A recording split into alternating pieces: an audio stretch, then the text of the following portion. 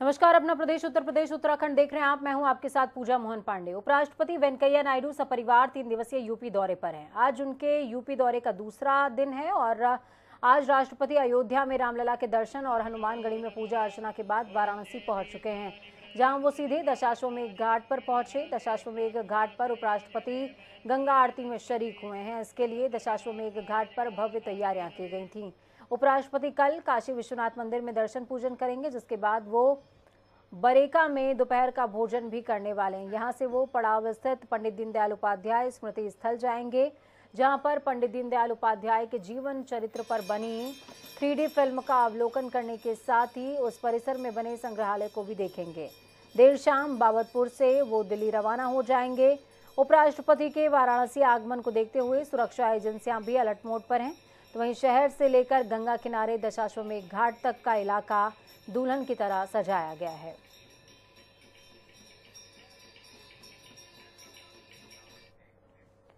मुख्यमंत्री योगी आदित्यनाथ के नेतृत्व में लोक भवन में आज कैबिनेट की बैठक हुई।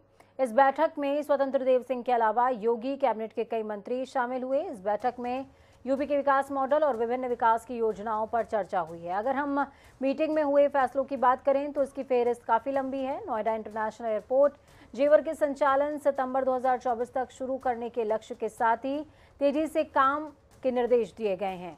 ऊर्जा विभाग ने पिछले 5 वर्षों में सराहनीय काम किया। लगातार कोशिशों से उत्पादन, वितरण और ट्रांसमिशन में अभूतपूर्व सुधार हुआ है।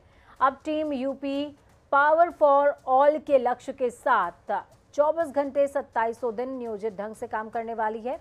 अयोध्या धाम में निर्माणाधीन श्री राम मंदिर को हाइड्रोजन फ्यूल सेल्स के माध्यम से ऊर्जीकरण करने का अभिनव प्रयास किया जाना चाहिए। इस संबंध में शोध अध्ययन पर विस्तृत कार्य योजना यथाशीघ्र प्रस्तुत की जाए, इस बात के निर्देश दिए गए हैं। ये सुनिश्चित किया जाए कि रोस्टर के अनुसार विद्युत आपूर्ति निर्बाध गति से लोगों को मिल सके।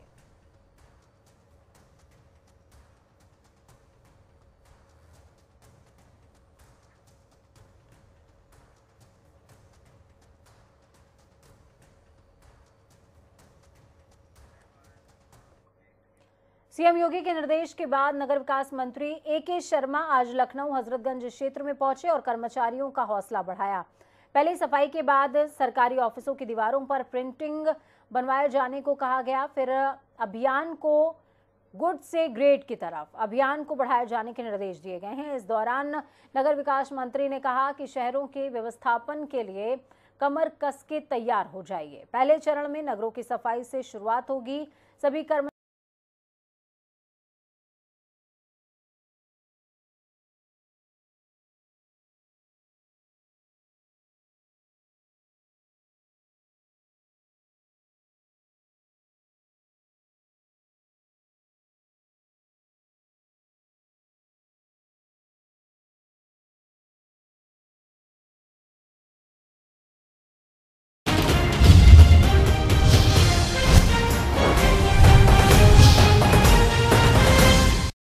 अब ट्रैफिक को लेकर के भी काम करेंगे। चौराहों पर जनता से व्यवहार अच्छा होना चाहिए। जरूरत पड़ी तो ट्रैफिक से बात भी करेंगे। हमने शहरों के व्यवस्थापन के लिए, अपने नगर निकायों के अच्छे मैनेजमेंट के लिए कमर कस के हम और हमारी पूरी टीम नगर विकास विभाग की, हमारे सभी प्रतिनिधिगण, मेयर साहब लोग, प्रमुख लोग, अध्यक्ष लोग, सब लोग कमर कस के तैयार हैं। पहले चरण में हमने बहुत बेसिक चीज़ों से शुरुआत की थी। वो थी नगरों की सफाई, गलियों की सफाई, सड़कों की सफाई, जो कूड़े के ढेर होते हैं उनको उठाना। इन सब चीज़ों से हमने शुरुआत की। हमारे सफाई कर्मचारियों ने, उनके संगठनों ने इस काम में बहुत मुस्तैदी दिखाई है, बहुत सहयोग दिया है। मैं उन सबको धन्यवाद देता हूं कि उन्होंने सुबह 5 से 8 बजे के बीच सफाई करने का एक बहुत सुंदर अभियान शुरू किया है। उसका असर भी दिखने लगा है। यूपी के शाहजहांपुर में एक बार फिर से योगी सरकार को गुंडे चुनौती देते नजर आ रहे हैं, जबकि सीएम योगी आदित्यनाथ का बुलडोजर कानून व्यवस्था को दुरुस्त करने के लिए सख्त एक्शन में काम कर रहा है। इसके बावजूद शाहजहांपुर में एक ऐसा वीडियो वायरल हो रहा है जिसे देखकर ऐसा बिल्कुल भी नहीं लगता कि अपराधियों को पुलिस का खौफ भी है। वायरल वीडियो में एक दबंग भाजपा नेता के घर में एक व्यक्ति को जमकर पीटता है। साथ ही गाली गलौज और अभद्रता भी कर रहा है। वीडियो में फिल्मी स्टाइल में एक व्यक्ति सामने बैठे व्यक्ति को इस तरह से पीट रहा है कि देखने वालों की रूह कांप उठे। दबंगई का आलम ये कि खुलेआम पिस्टल सोफे पर रखकर एक युवक को जमकर पीटा जा रहा है, जबकि पिटने वाला व्यक्ति हाथ जोड़कर रहम की भीख मांग रहा है, लेकिन उसकी सुनने वाला शायद कोई भी नहीं। क्या अब भी सिस्टम पर अपराधी भारी हैं? क्या शाहजहांपुर में योगी के आदेश का जरा भी असर नहीं होता? क्या इसी तरीके से दबंग माफिया आम लोगों पर कहर ढाते रहेंगे? वहीं इस वायरल वीडियो के मामले में जब पुलिस से जानकारी ली गई तो एसपी सिटी संजय कुमार का कहना है कि उनके पास कोई शिकायत नहीं आई। अगर कोई शिकायती पत्र होता या आएगा तो कार्रवाई जरूर की जाएगी।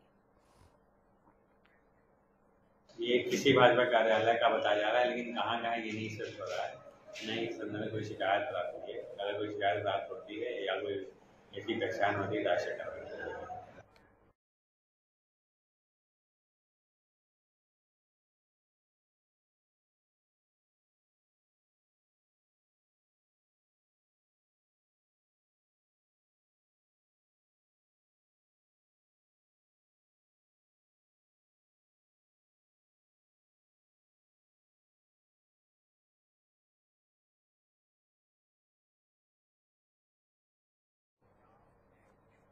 एक तरफ अग्निशमन विभाग ने कल अग्निशमन दिवस मनाया और अपनी उपलब्धियां गिनाई, तो वहीं दूसरी तरफ शहर में आग का तांडव मचा हुआ है। खास बात यह कि अग्निशमन विभाग ऐसे होटल्स और संस्थानों पर नजर ही नहीं डालना चाहता जहां मानकों को ताक पर रखकर लोगों की जान से खिलवाड़ किया जा रहा है। देखिए एक खास रिपोर्ट।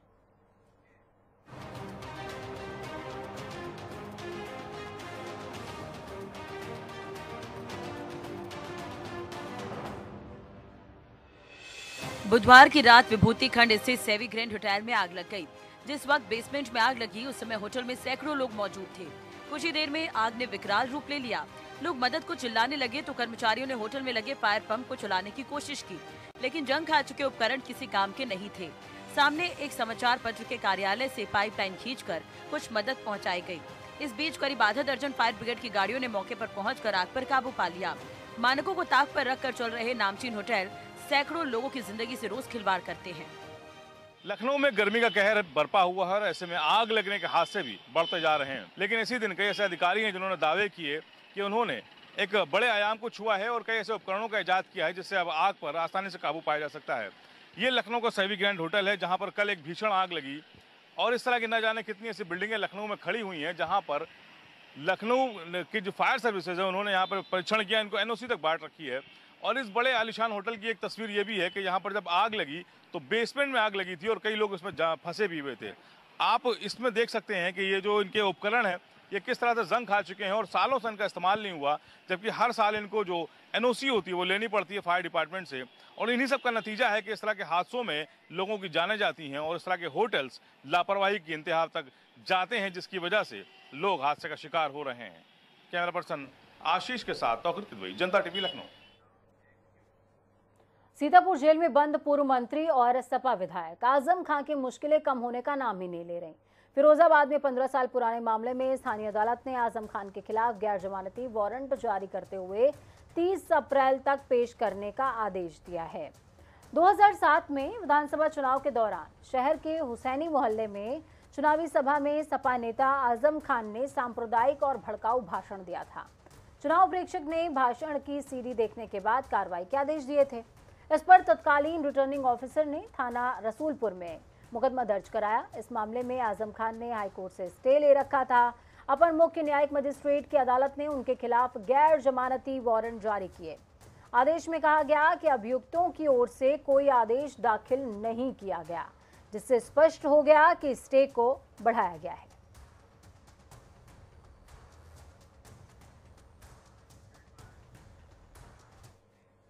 ग्रेटर नोएडा में बदमाशों के हौसले किस कदर बुलंद हैं, इसका अंदाजा इसी बात से लगाइए कि ग्रेटर नोएडा के अंसल मॉल में एक युवक 2.5 लाख रुपए के मोबाइल शोरूम से लेकर के प्रभु चक्कर हो गया। शोरूम के बाहर खड़े सुरक्षा कर्मियों ने जब उसे पकड़ने की कोशिश करी तो बदमाश ने सुरक्षा कर्मी पर तमंचा तान दिया और मोबाइल लेकर रफू चक्कर हो गया। पूरी घटना शोरूम में लगे सीसीटीवी कैमरे में कैद हुई है। घटना से चंद कदमों की दूरी पर ही पुलिस थाना है, लेकिन उसके बावजूद भी बदमाश वारदात को अंजाम देकर फरार हुआ। सबसे बड़ी बात ये कि सीसीटीवी फुटेज है, थाना चंद कदमों की दूरी पर है, लेकिन पुलिस के हाथ खाली हैं। पीड़ित ने इसकी शिकायत पुलिस को की, जिस पर पुलिस ने तफ्तीश फिलहाल शुरू कर दी है, इस बात का आश्वासन दिया है।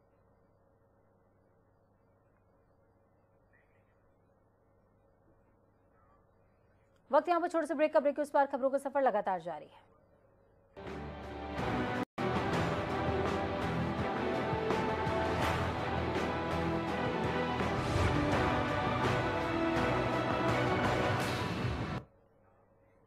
ब्रेक के बाद एक बार फिर से आप सभी का स्वागत है।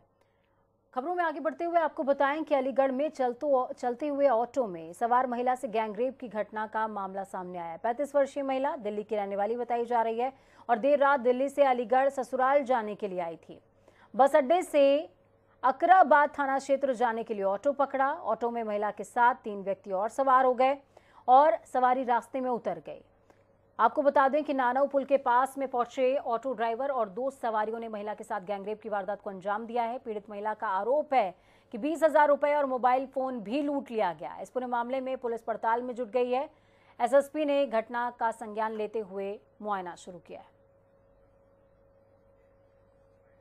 ऑटो चालक और 2 अन्य व्यक्तियों पे उसने उनके खिलाफ सूचना दी है कि उन्होंने उसके साथ गलत काम किया है, दुष्कर्म आदि के आरोप लगाए गए हैं। मौके पर अधिकारियों द्वारा और थाना प्रभारी की टीम द्वारा और जनपद की क्राइम टीम द्वारा मौका मुआयना करते हुए जो भी इसमें संदिग्ध है उनकी गिरफ्तारी हेतु टीमें बनाकर सीसीटीवी फुटेज और अन्य कार्रवाइयाँ जारी हैं और एफआईआर पंजीकृत कर ली गई है। महिला का मेडिकल करा दिया गया है। आगरा के थाना सिकंदरा क्षेत्र के रुनकता से लापता हुई युवती के मामले में आरोपी जिम संचालक साजिद की गिरफ्तारी न होने पर आज सुबह गांव में बवाल मच गया। आरोपी जिम संचालक के 2 घरों में आग लगा दी गई। बताया जा रहा है कि आरोपी जिम संचालक के 2 घरों पर ताला लगा हुआ था, तभी बड़ी तादाद में लोग पहुंचे। उन्होंने घरों के ताले तोड़े, आग लगा दी। इसके बाद भाग निकले। सूचना पर कई थानों की फोर्स मौके पर पहुंची। आरोपियों को चिन्हित किया गया है। मौके पर मौजूद स्थानीय लोगों और दमकल कर्मियों ने घर में लगी आग पर काबू पाने की कोशिश करी है। इस पूरे मामले में लापरवाही बरतने पर एसएसपी ने रुनकता चौकी इंचार्ज को निलंबित कर दिया है। तो वहीं पुलिस ने 8 आरोपियों को भी गिरफ्तार कर लिया। आपको बता दें कि बुधवार रात को ही पुलिस ने युवती को दिल्ली से बरामद कर लिया था। जिम संचालक की गिरफ्तारी नहीं हो सकी, इसलिए पुलिस टीम दबिश लगातार दे रही थी।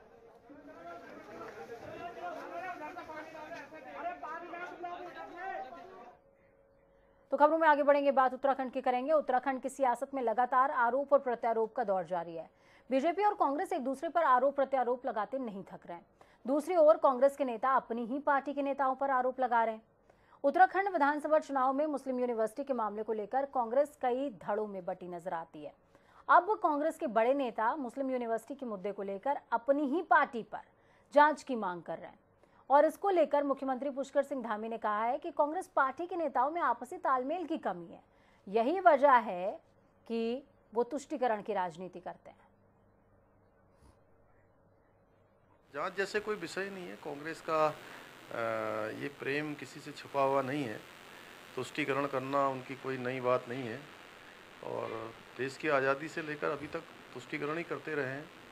उस समय लोगों ने देखा है कि भाई वो किन चीज़ों को बढ़ावा देते हैं, कौन से काम करते हैं और मुस्लिम यूनिवर्सिटी वाली बात भी सबके सामने ही थी।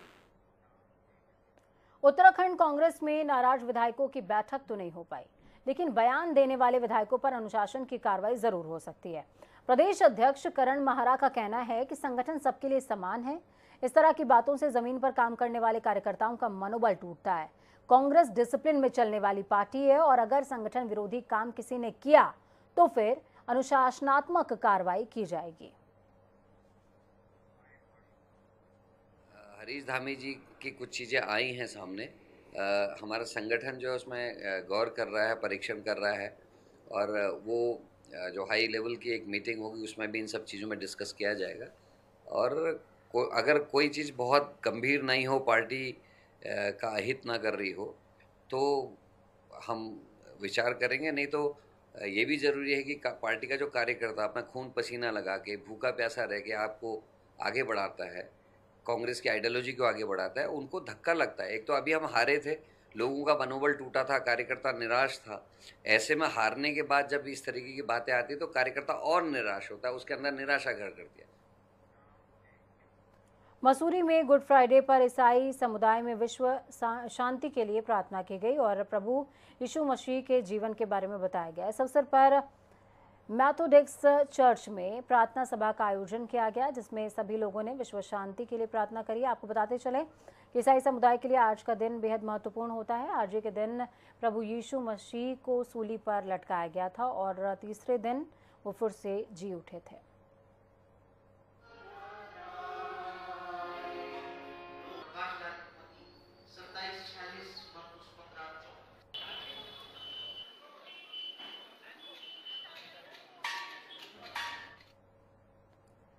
तो वहीं आपको बता दें कि उत्तराखंड विधानसभा अध्यक्ष रितु खंडूरी भूषण ने आज दिल्ली प्रवास के दौरान प्रधानमंत्री आवास पर पीएम नरेंद्र मोदी से मुलाकात करी। इस अवसर पर रितु खंडूरी ने प्रधानमंत्री को केदारनाथ मंदिर का प्रतीक चिन्ह, हाथ से बना हुआ आसन भेंट किया। इस दौरान प्रधानमंत्री ने भी उत्तराखंड विधानसभा अध्यक्ष को शुभकामनाएं दी। इस दौरान प्रधानमंत्री नरेंद्र मोदी ने विधानसभा अध्यक्ष से उत्तराखंड के विकास से संबंधित विभिन्न विकास योजनाओं पर बातचीत करी।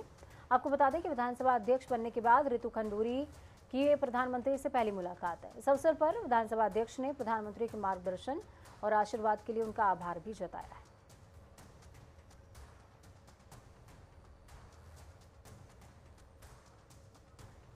तो रितु खंडूरी भूषण जो कि प्रदेश अध्यक्ष हैं, उनका पीएम नरेंद्र मोदी से मुलाकात का ये पहला अवसर रहा अध्यक्ष बनने के बाद। और इस दौरान आप तस्वीरों में भी देख सकते हैं किस तरीके से उन्होंने केदारनाथ का प्रतीक चिन्ह भेंट किया है प्रधानमंत्री को, साथ में हाथ से बना हुआ आसन भी भेंट किया। ऐसा कहा जाता है और कई बार प्रधानमंत्री इस बात को जाहिर कर चुके हैं कि उनकी आत्मीयता केदारनाथ के साथ बेहद गहरी है। देहरादून जिले के लोहारी गांव ने रोशनी के लिए जल समाधि ले ली है। उत्तराखंड में 120 मेगावाट की परियोजना के लिए इस गांव को विस्थापित किया गया। अब लोहारी गांव इतिहास के पन्नों में पढ़ा जाएगा। क्या है पूरा मामला, इस खास रिपोर्ट में देखिए।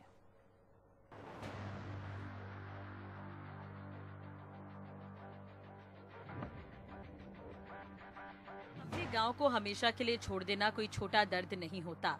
गांव के मेले, यहाँ गांव वालों ने अपनों के साथ बिताए हुए पल और इसी गांव में जन्मे लोग गांव को छोड़ते समय किस तरह से भावुक होंगे, इसका अंदाजा आप लगा ही सकते हैं। ना जाने कितने तरह के सवाल उनके मन में कौंध रहे होंगे, क्योंकि अब वो अपने गांव घरों को कभी देख नहीं पाएंगे। अपने जीवन की इन अनमोल यादों से वो हमेशा के लिए दूर हो गए हैं। देहरादून जिले का लोहारी गाँव, जहाँ पर मेगावाट की परियोजना चल रही है, अब यही कारण है कि इस गाँव को विस्थापित करने का निर्देश दिया गया है। अब लोहारी गाँव इतिहास के पन्नों में पढ़ा जाएगा। लोहारी गांव के लोग अपने गांव की यादों को याद कर हमेशा भावुक होते रहेंगे। यमुना नदी पर ग्राम जड्डों में बनकर तैयार हुए व्यासी बांध की झील में पानी भरने का काम अब अंतिम चरण में पहुंच गया है। पानी का स्तर बढ़ने के साथ लोहारी गांव में पानी पहुंच गया है। इसके बाद लगातार बढ़ते जल स्तर ने गाँव के मकान, गौशाला, खेत खलिहान और पार्क आदि को अपने आगोश में ले लिया है। ये परियोजना देहरादून ब्लॉक कालसी के लखवाड़ में बन रही है। इसका स्वामित्व उत्तराखंड जल विद्युत निगम के तहत आता है। ये परियोजना यमुना नदी पर बन रही है। इस पर बनने वाले बांध की ऊंचाई 204 मीटर यानी कि 669 फीट ऊंची है। इस परियोजना की उत्पादन क्षमता 300 मेगावाट है। यहाँ पर 100 मेगावाट के 3 टरबाइन लगेंगे। वहीं दूसरी तरफ लोहारी गांव के रहने वाले लोगों ने अधिकारियों पर उनकी अनदेखी का आरोप लगाया है। उनका कहना है कि उचित व्यवस्था उनके लिए नहीं की गई। गाँव छोड़ते वक्त लोग भावुक हैं और अपने बीते दिनों को याद कर रहे हैं। हम रो रहे हैं, हम परेशान हो रहे हैं, हमारे बच्चे कहाँ जाए, हम इसी से बच्चे ठाके हम कहाँ ले जाए, भूखे प्यासे कहाँ रखेंगे हम बच्चों को, जब हमारे लिए कहीं रहने के लिए जगह ही नहीं है। कितना हम परेशान हो रखे, हमारे बच्चे रो रहे हैं, आज कहाँ जा रहे हैं हम इसको छुटा के, ऐसे धूप में कहाँ ले जाए हम अपने बच्चों को, कहाँ हम अपना सामान ले जाएंगे। हम लोग तो काम तो रहे नहीं कहीं लायक ना, और हमारे बच्चे का क्या होगा।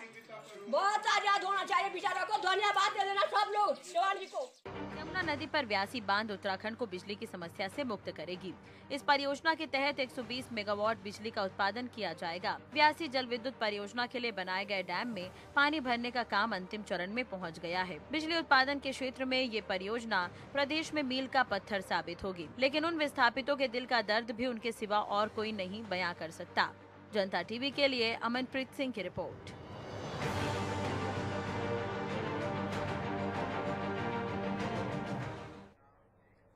केंद्रीय विद्यालय में एडमिशन को लेकर अभिभावकों को एक बार फिर लंबा इंतजार करना पड़ सकता है। केंद्रीय विद्यालय संगठन ने सांसद कोटे और जिलाधिकारी कोटे से स्कूलों में प्रवेश पर बड़ा फैसला लिया। केवीएस ने सांसद कोटे और जिलाधिकारी कोटे सहित विशेष प्रावधानों के तहत केंद्रीय विद्यालयों में प्रवेश पर अगले आदेश तक के लिए रोक लगा दी है। इस रोक को लेकर भाजपा प्रदेश अध्यक्ष मदन कौशिक ने कहा कि केंद्र ने एडमिशन समाप्त नहीं किया है, बल्कि कुछ समय के लिए इन प्रक्रियाओं पर रोक लगाई गई है। अस्थायी रूप से उस पर अभी रोक लगाई है।